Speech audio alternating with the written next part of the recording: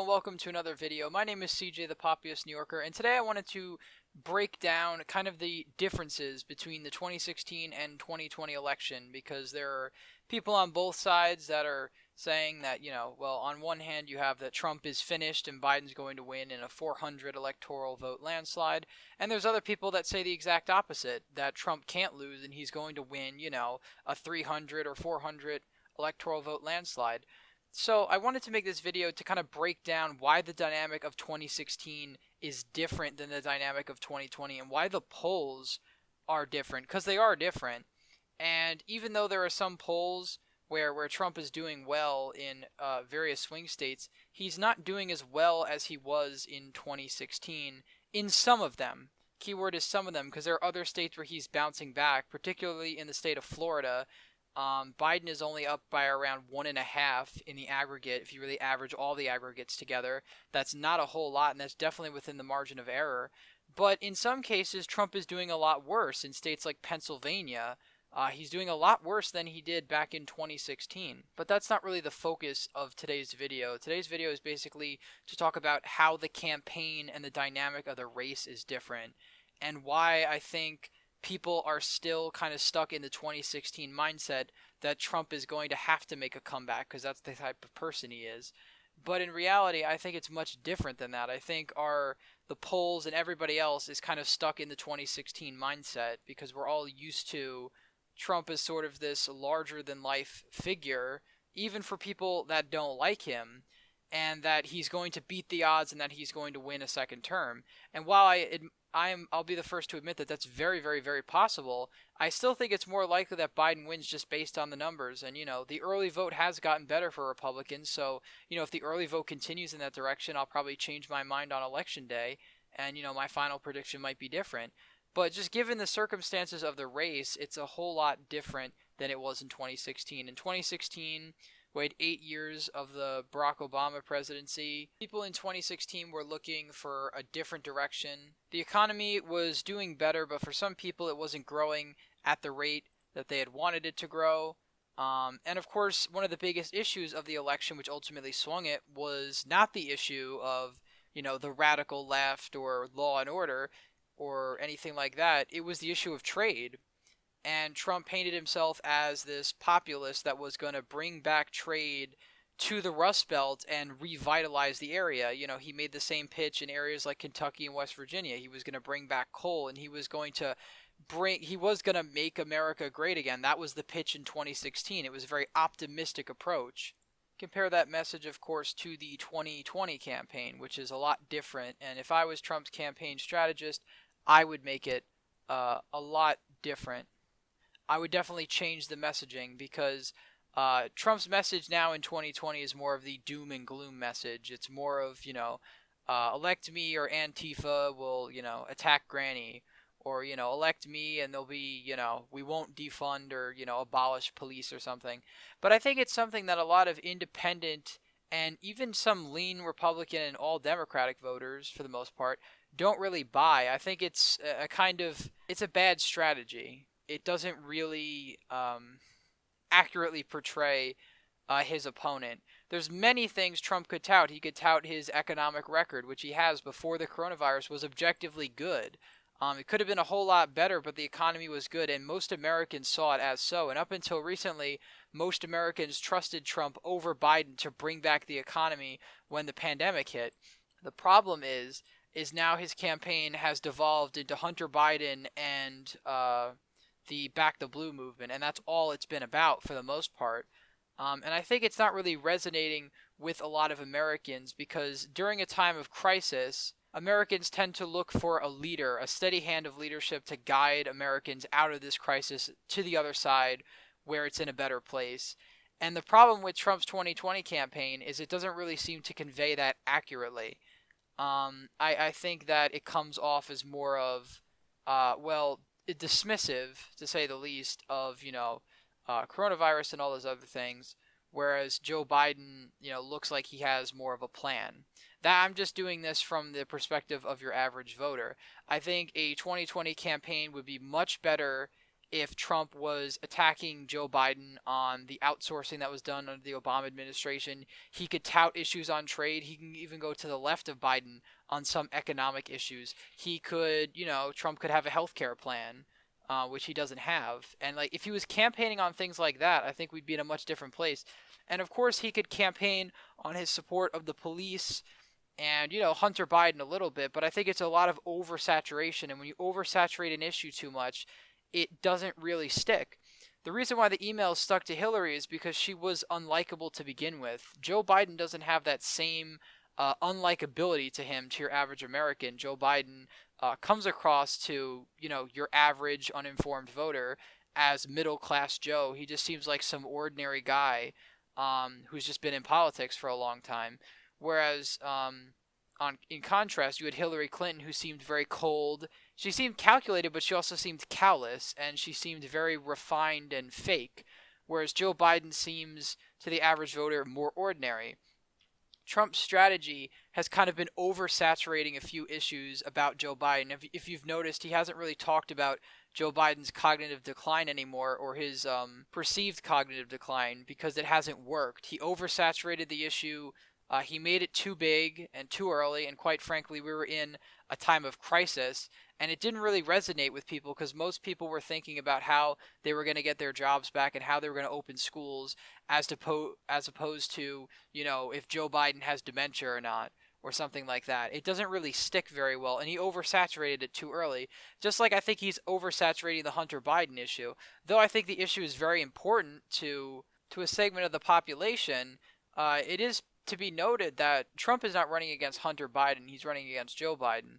So it doesn't make it stick as much. And his attacks on the crime bill of Joe Biden's would be more effective if he did more in the realm of criminal justice reform besides just the First Step Act, because that's all he really touts out.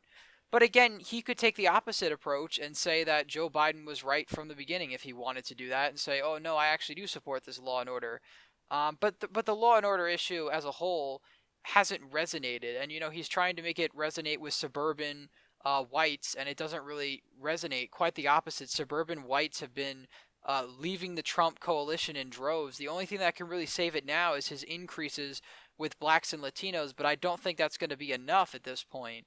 The only way I can see things going differently is if Trump has those white working class voters that didn't vote last time but are going to vote this time, and vote in numbers that outweigh the Joe Biden gains in the suburbs and the suburban voters. So ultimately, it comes down to a few factors of 2016 and 2020 are also very different economic circumstances. 2020, the economy has basically crashed, and though it's slowly coming back, it looks like it's going to be a slow recovery as we still have to deal with limited capacity and all those regulations that are going to continue to hurt the economy. Whereas in 2016, we were in a place where we came out of a recession almost a decade earlier. Well, not a decade, it was like 7 years. And we were coming back from it, and we were rebounding.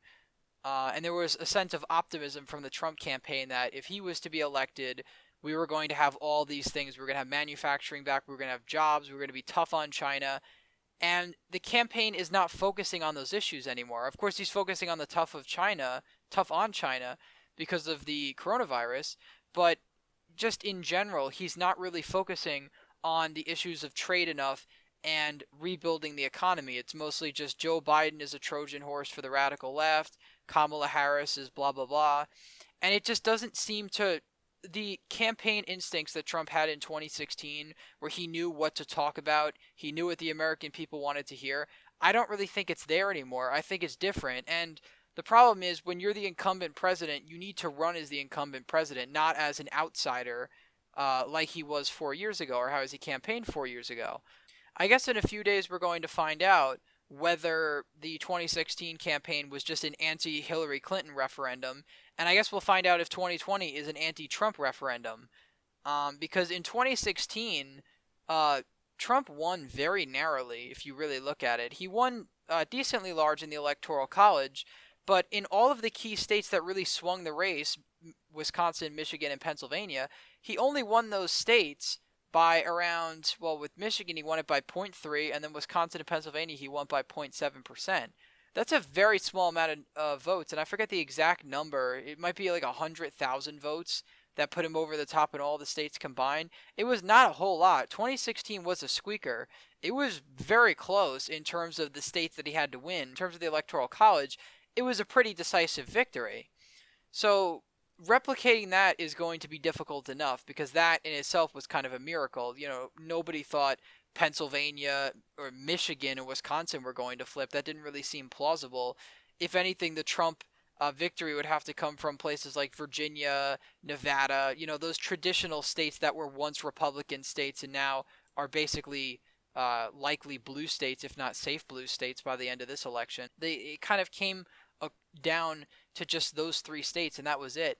And another thing is the popular vote this time around. Trump won the 2016 election, but still lost the popular vote by around 3 million votes. It's probably going to be even more lopsided in 2020, and I can only imagine the type of chaos that is going to come out of people calling for the abolition of the Electoral College, the kind of election night violence that's going to happen if Trump does win the popular vote. He wins the Electoral College and loses the popular vote by a wider margin. Now, that's in no ways saying not to vote for Trump. I'm not taking a position in this video. I'm just saying that when that does happen, it's going to be much worse than in 2016, because people have already had 4 years of Trump, and for the people that don't like it, they really don't like it, and they'll do anything to change it, hence why Joe Biden is the Democratic nominee. But I think at the end of the day, when we have, the national polls here, Biden is up by 7 points nationally. That's something Hillary Clinton couldn't even dream of. Because in 2016, Hillary Clinton was only up 2.1 in the RCP average. Joe Biden's up 7.5. That is a massive difference, and that is the national popular vote. And again, that doesn't really mean anything, but it's still significant because it shows us where the country is. All of the blue states like California, New York, well, not New York got a little redder, but California, Massachusetts, all those states got much, much bluer. Maryland got much, much bluer, and yet Trump only lost the popular vote by 3 million. If we're seeing the RCP average that lopsided, and again, I'm not someone who thinks the polls are gospel or anything like that at all. I don't think that at all. But it is really telling that lead is maintained the entire time. The Hillary lead was kind of eroding over time. She started out with a big lead earlier on in the cycle, and it slowly dwindled away. The Joe Biden lead is very steady. It's been steady since the beginning. Trump has almost never led in a 2020 general election poll, I think ever. Whereas in 2016, he actually led in around a quarter of the general election polls that actually came out. And you can go look for yourself. There were certain right-leaning polls that had him up. There are no polls that have Trump up in the general election, I think, now. There might be one. Yeah, there actually is one. But again, it's only him up by 1, and it's Rasmussen, which is right-leaning polling agency, so they skew definitely to the right. And sometimes in Rust Belt states, that's exactly what you want. You want polls to skew to the right because polls always oversample Democrats, just like they do in North Carolina. But at the end of the day, I have many people telling me that, Trump has to win. Trump is going to win because Biden is weak. But when you look at the numbers, yeah, the early vote looks decent for Trump. It doesn't mean he's going to win, but it's like he's not going to lose in a landslide based on the early vote. And again, Target Smart isn't concrete. We don't know what the actual early vote is, but it's a very, very good indicator, and it's pretty close. In 2016, it was very close too. And there's a lot of areas where Republicans are doing better. So Trump could certainly win. But I'm just trying to stress the dynamic of the race is different. Trump is not going to win by a big landslide on election night 2020. I don't really see it happening. There have been some polls where only 4% of Clinton voters in 2016 are voting for Trump in 2020, compared to 9% of Trump voters going to Joe Biden. If that poll number actually does, then Joe Biden is going to win very comfortably, because that's all it really takes at this point. But again, in this video, what I'm really trying to stress is that this is not the 2016 election. Don't really expect a massive comeback from Trump in the polls. The only way we're going to see a Trump comeback is on election night. And to be honest, I don't really know how to explain it, because a lot of people are in their own bubbles. There's people in the left-wing bubble that Trump is going to lose no matter what, and there's people in the right-wing bubble that Trump's going to win no matter what. And I'm not really in either of those bubbles. I try to be in the middle and actually look at the actual data. And the data is quite concerning for the president in places like Texas and Georgia, which he should be winning pretty comfortably. And also Arizona, where Joe Biden is still up in the aggregate. The lead has shrunk, but he's still up in the aggregate.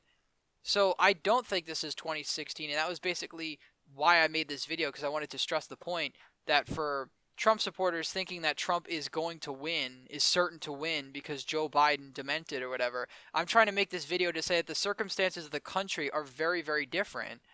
You know, a majority of Americans disapprove of Trump's coronavirus response, and if the election comes down as a referendum on COVID, Trump would lose based on that number.